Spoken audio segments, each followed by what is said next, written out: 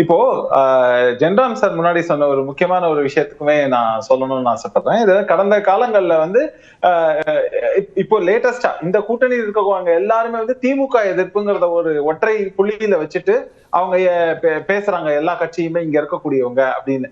இப்போ ஐஎன்டிஐ கூட்டணின்னு நீங்க எடுத்தீங்கன்னா அவங்க பேசினதும் என்ன உங்களோட குறிக்கோள்னு சொன்னா வேற எதையுமே பேசல. பாஜகவை வீழ்த்தணும், மோடியை வந்து ஆட்சியை அகற்றணும்னு சொல்லிதான் அவங்க தேர்தலை சந்திச்சாங்க. அதே மாதிரியாக இப்போ அன்னைக்கு எல்லாத்தையும் அதை ஜஸ்டிஃபை செய்தவர்கள் இன்னைக்கு எதிர்த்தரப்புல இருக்கக்கூடியவங்க இதே மாதிரியாக திமுக அதன் ஆட்சியை அகற்றணும், திமுக இது இல்ல, அதனால நாங்க வந்து இதெல்லாம் ஒருங்கிணைறோம், நாங்க திமுக எதிர்க்கிறோம். ஏன்னா இன்னைக்கு ஆட்சியில் இருக்கக்கூடிய கட்சி திமுக போது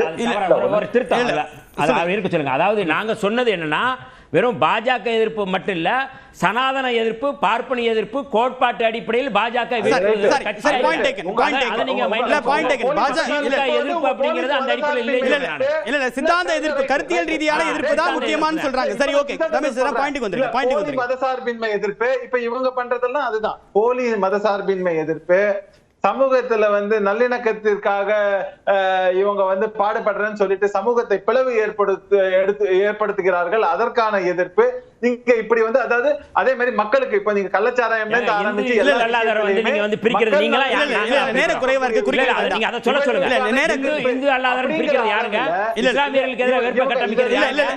குறிப்பிட வேண்டாம், இல்ல நேர குறைவா இருக்கு, மத்தவங்க வாய்ப்பு தரணும், பேசுங்க. அமைதி அமைதி. அதாவது இந்த மாதிரியாக எல்லா விஷயங்களிலுமே இருக்கிறதுனால இவங்க ஒன்று கூடி வருவதற்கான வாய்ப்பு இருக்கான ஒவ்வொருத்தரும் ஒவ்வொரு டைரக்ஷன்ல இருக்கு. இப்ப நான் என்ன தெரியுமா சொல்றேன், எதிரும் புதிருமாக இருக்கு. இல்ல, என்னுடைய கேள்வி என்னன்னா, தாவேகா, பாஜக, அதிமுக எந்த புள்ளியில திமுக எதிர்ப்பை கடந்து எந்த புள்ளியில எந்த சித்தாந்தத்தின் அடிப்படையில ஒன்று திரண்டிருக்கீங்க?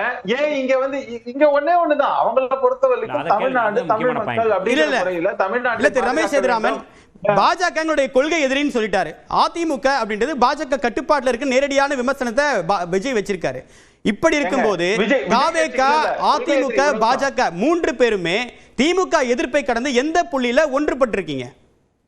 இல்ல, ஒரு நிமிஷம், அதுதான் சொல்ல வரேன். இப்ப நான் என்னுடைய கேள்வி ஒன்னே ஒண்ணுதான்.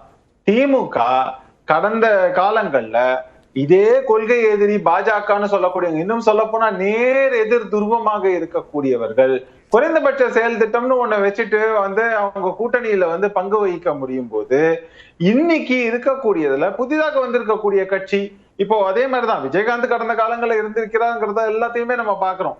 அதுவும் வந்து தேசிய முற்போக்கு திராவிடர் கழகம் அப்படின்னு பேரை வச்சதுக்கே எதுக்கான காரணம்னு எல்லாருக்கும் தெரியும். அதையும் மீறி பாஜக கூட்டணியில் இருந்திருக்கிறார்கள் ஆரம்பிச்சு எல்லா விஷயமும் இவங்களும் தமிழ்நாடு, தமிழ் மக்கள் அப்படிங்கிற முறையில அவர்கள் மக்கள் நலன் பாதுகாக்கப்பட வேண்டும் அப்படிங்கிற விஷயங்களை எல்லாத்தையும் வச்சு இவங்களும் கூட்டணியை அமைத்து தேர்தலை சந்திக்க முடியுங்கிறது தான் பாயிண்ட். சரி.